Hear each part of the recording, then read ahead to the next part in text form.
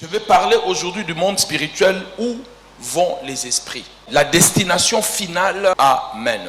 Alors nous avons commencé à démontrer comment le monde spirituel était un.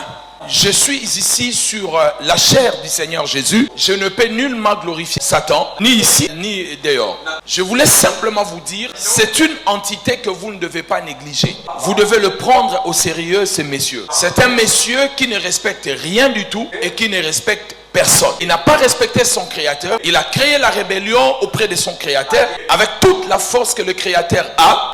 Il n'a pas eu peur de créer la rébellion. Il a créé l'insurrection, la rébellion. Il est parti avec une partie des anges. Ainsi, dans la Bible, quand on lit chapitre 2, le premier écrit de la Bible fait mention de Satan. Genèse 1, on parle de Dieu, de sa création. Genèse 2, la création. Genèse 1, la création de l'homme, le fonctionnement de l'homme dans Genèse 2. Genèse 3, la Bible parle de Satan, et dès qu'on parle de lui, c'est la destruction qui commence. Vous voyez? Et dès qu'on parle de lui, la destruction commence. Ainsi, même dans le Nouveau Testament, dans le 4e chapitre du Nouveau Testament, on parlait déjà de Satan. L'histoire de l'humanité, ou l'histoire de l'existence, tourne autour des dieux, de l'homme et de Satan. Donc, c'est une entité qui fait partie de nos réalités, de la vie et de notre quotidien.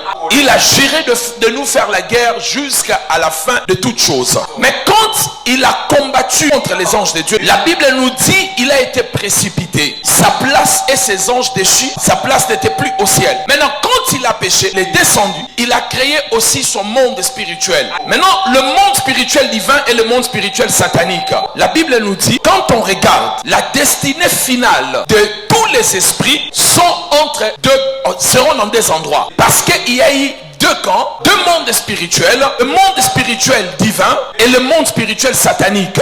Ainsi, la destinée finale sera aussi dans des endroits différents. Le premier endroit que je vais parler, ça sera l'enfer. Les esprits qui sont allés joindre Satan, je vais dire les anges déchus et d'autres esprits, et Satan lui-même finiront en enfer. Mais les autres esprits qui sont restés du côté de Dieu finiront leur destination au paradis. Donc aujourd'hui, je vais vous parler brièvement de l'enfer et profondément du paradis, comme un monde final où tous les esprits iront après avoir perdu leur chair. Parlons brièvement de l'enfer. L'enfer n'a pas été créé pour les êtres humains. Je crois même c'est là où beaucoup de gens s'égarent. D'où il y a des enseignements où les gens disent que l'enfer n'existe pas. Faites attention, l'enfer existe et beaucoup de gens iront. Mais dès le départ, quand on lit dans Matthieu chapitre 25 verset 41, la Bible dit clairement, l'enfer a été créé pour le diable et ses démons. Au départ, Dieu n'avait pas créé l'enfer pour envoyer des êtres humains. Les êtres humains ont fait le choix d'aller en enfer en désobéissant au Créateur, un Dieu d'amour.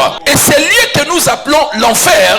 De l'autre côté, nous appelons le paradis. Maintenant, la question est celle de savoir. À chaque fois que je vous dirai de faire très attention, faites très attention. Des questions sont importantes ici. La première question, qu'est-ce que c'est le paradis? La deuxième question, où se trouve le paradis? La première question, qu'est-ce que c'est le paradis? La deuxième question, où se trouve le paradis? Allons-y. Premièrement, le paradis, c'est un monde spirituel qui garde tous les esprits des personnes qui ont cru en Dieu après avoir perdu leurs enveloppes ou leur corps. Je redéfinis le paradis. C'est un monde spirituel, une partie du monde spirituel qui gardera tous les esprits qui ont cru en Jésus-Christ après avoir perdu leur corps. Quelqu'un me dit amen bien. Il faut comprendre, mes bien-aimés, vous ne pouvez pas accéder au paradis avec votre corps. L'accès au paradis se fait toujours en dehors de votre corps. Il y a des exceptions, je sais que des gens me poseront des questions, mais il faut comprendre cela. Donc avant que nous parlons, mes bien-aimés, où se trouve le paradis, j'aimerais rester sur la définition du paradis. Le paradis est un endroit de repos, un endroit de sécurité, un endroit de bonheur. Je réitère, le paradis est un endroit de sécurité, un endroit de bonheur, un endroit de repos, des esprits et des âmes qui ont cru en Dieu après avoir perdu leur corps ou après leur mort. C'est là où ils iront pour y résider. Mais vous devez comprendre, le paradis c'est aussi là où on appelle séjour de mort. Je commence déjà à vous secouer un peu. Toutes les personnes qui vont suivre cet enseignement, même lorsque nous allons couper, avant de juger cet enseignement, il faut écouter cela jusqu'à la fin. Si vous n'écoutez pas jusqu'à la fin, vous risquerez d'être perdu et de dire qu'on n'a pas bien enseigné.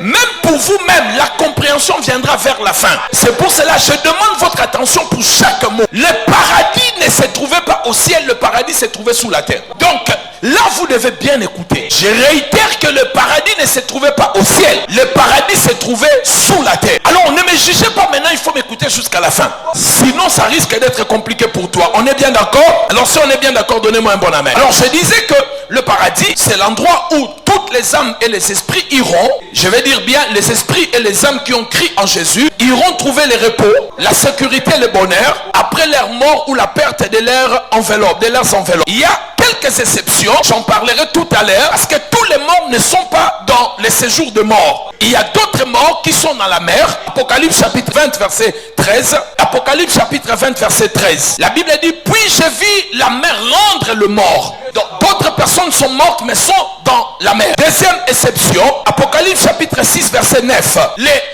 Tous ceux qui sont morts comme les martyrs du Seigneur. Le martyr du Seigneur ne se trouve pas dans les séjours de mort. Apocalypse chapitre 6 verset 9. Ils se trouvent et tous sous l'autel de Dieu, en attendant que les autres martyrs viennent le rejoindre. Quelqu'un me dit Amen bien.